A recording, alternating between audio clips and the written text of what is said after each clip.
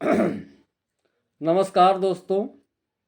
इस राम के राज्य में बंदर यानी हनुमान, इस राम के राज्य में हनुमान भूखे मर रहे हैं। बताइए, ये राम राज्य है। बंदरों की भूखमरी सरकार शायद देख नहीं पा रही है। महोदय, बंदरों की भूखमरी देखिए, बंदर भूखे मर रहे हैं। भारत सरकार भारत के घर घर फलदार वृक्षों के पौधे बंटवा दे फ्री में, और भारत की छोटी बड़ी सड़कों पर फलदार वृक्षों के पौधे लगवा दे ना बाबू। हाँ। अमरूद के पेड़ लग जाई, राही राही घरे घरे लीची के पेड़ लग जाई, मजा ना आ जाई। आई नहीं। बानर तूर तूर खा ली हैं, लइके तूर तूर खा ली हैं।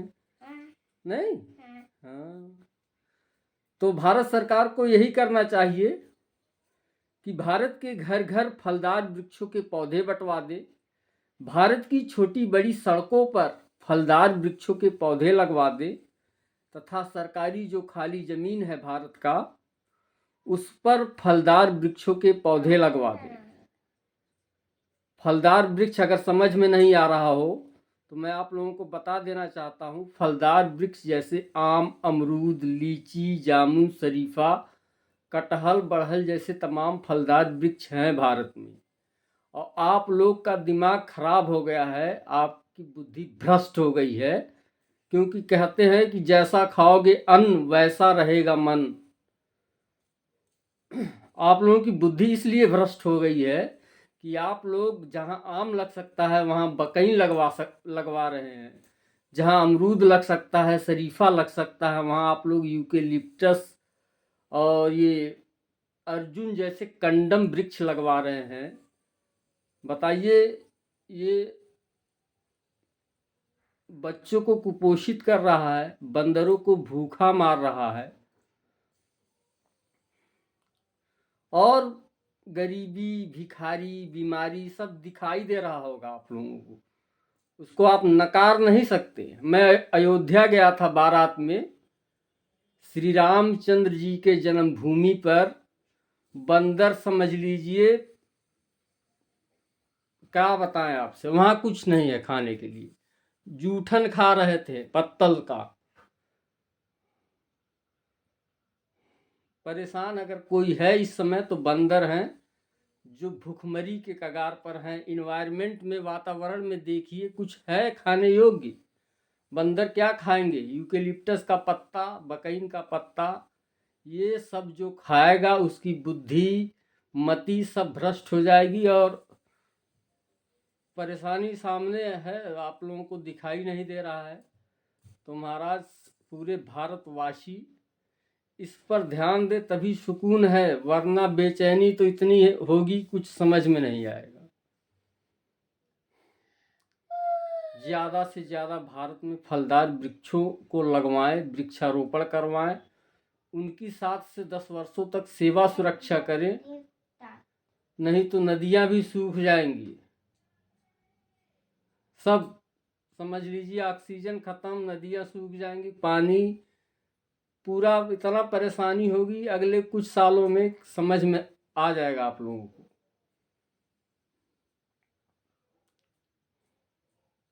चलिए, नमन है आप लोगों को, कोशिश करिए, जल्दी करिए, क्योंकि भिखारी, बीमारी सब समाप्त हो जाएंगे अगर आप भारत में फलदार वृक्षों को ज़्यादा से ज़्यादा लगवाएंगे।